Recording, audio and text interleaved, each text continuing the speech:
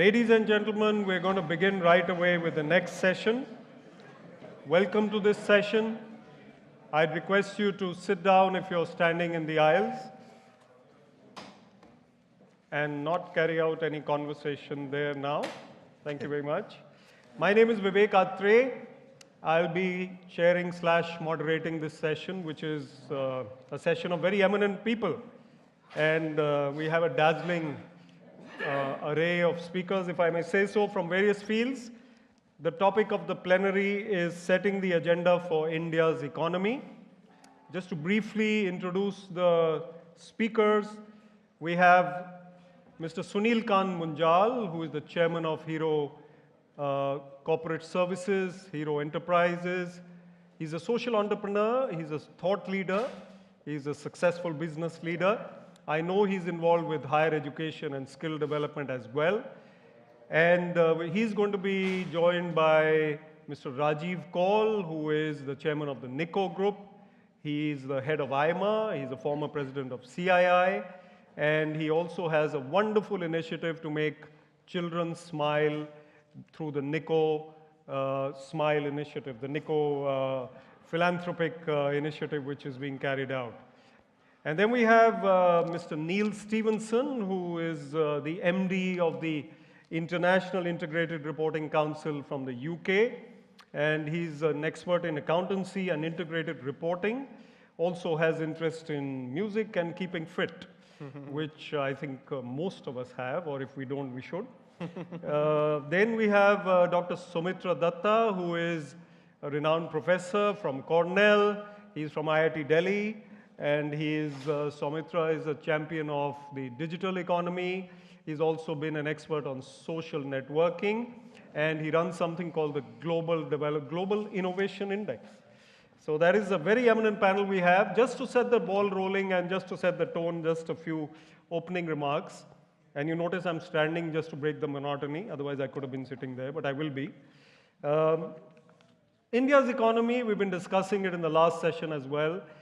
Just a few points. We know that the economic survey said 7 to 7.5% growth expected, one of the largest and fastest growing economies. But are we actually impacting the common man? That's the issue that we also need to address.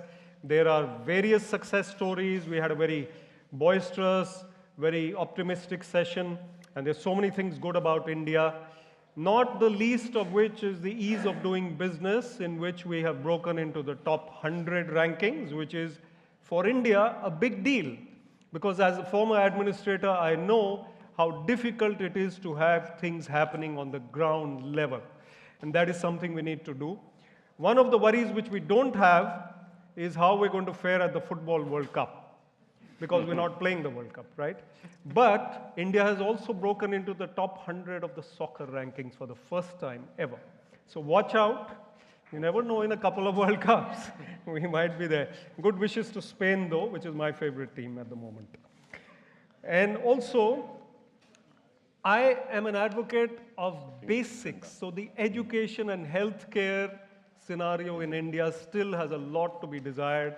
Unless we have skill development happening in leaps and bounds, and that young Indian, he has to be employable, or she has to be employable by the industry, which is represented here partly on the panel.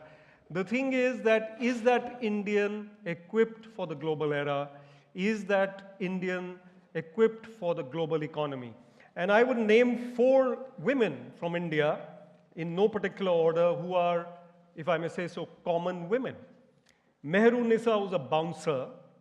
Devki Joshi, who's a sub-inspector with the Delhi police. Bhavna Paliwal, who's a private detective.